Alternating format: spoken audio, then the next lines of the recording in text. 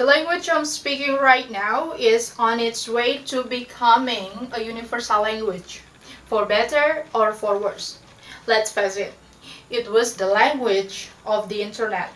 It was the language of finance. It was the language of air traffic control. It was the language of diplomacy, of popular music. Yeah, English is everywhere. English is taking over. Now we're getting to the point where a question is going to start being asked, which is, why should we learn foreign language other than if English happens to be foreign to one? Why bother to learn another one when it's getting to the point where almost everybody in the world will be able to communicate in one?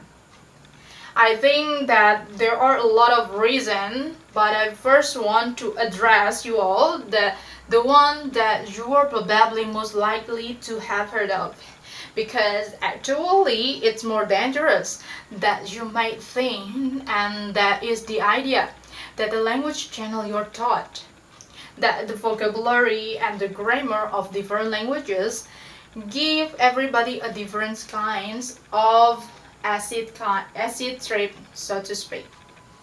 That is a marvelously inciting idea, but it's kind of rote. So, it's not that it's untrue completely. So, for example, in French or in Spanish, the word of table is for some reason marked as a feminine, like la table, la mesa. You just have to deal with it. It has been shown that if you are a speaker of one of those languages and you happen to be asked how you would imagine table talking, then much more often than could possibly be an accident. A French and a Spanish speaker says that the table would talk with a high and feminine voice. So if you were a French or if you were a Spanish speaker, to you, a table is a kind of girl, as opposed to if you are an English speaker. It's hard not to love the data like that. Yeah, and many people will tell you that means that there a worldview that you have if you speak one of those languages. So, is the language worldview from English? So, what is the worldview from English? So, for example, let's take an English speakers. Look up on the screen. That is Bono. He speaks English. A person, he has a worldview. Now, that is a Donald Trump. He speaks English as well. And here is Miss Kardashian.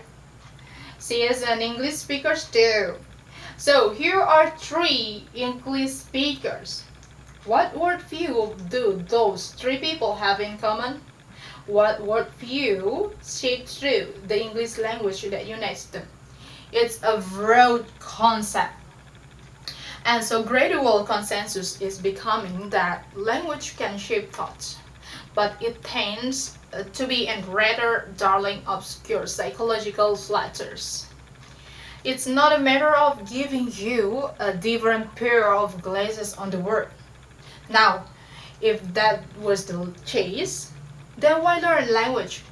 If it's not going to change the way you think, what would the other reason be? Okay, there are some reasons. One of them is that if you want to imbibe the culture, if you want to drink it in, if you want to become a part of it, then whether or not the language channels the culture, and that seems doubtful. If you want to imbibe the culture, you have to control to some degree the language that the culture happen to be conducted in. To go into a culture, to only ever process people through that kind of scripts and is to never truly get the culture.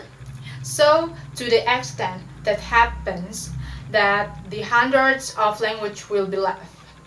One reason to learn them is because they are the ticket. Yeah, they are the ticket to being able to participate in the culture of the people who speak them. just by virtue of the fact that it is the code. So that's the one reason. The second reason, it's been shown that you speak two language, dementia will less. Dementia is less likely to set in. And you are probably a better multitasker, and best are factors that seed in early, and so that ought to give you some sense of when to give junior or juniorate lessons in another language. And the third, languages are just an awful lot of fun. Lot for much more fun than we're often told. So for example, in Arabic, kataba, he wrote, yaktubu, he writes, uktub, write, in the imperative. What do those things have in common? All those things have in common. In the consonant sitting in the middle like pillars, they stay still, and the vowel is danced after the consonants. Who would not want to roll that around in their mouth? You can get from Ethiopia's main language or even Amharic. That's fun. Language also have different word order. Learning how to speak with different word orders is like driving on the different side if we are going to certain country. And more to the point, we live in an era it's never been easier to teach yourself another language. It used to be that you had to go to classroom and there would be some diligent teacher, some genius teacher, but that person was only in there at certain times.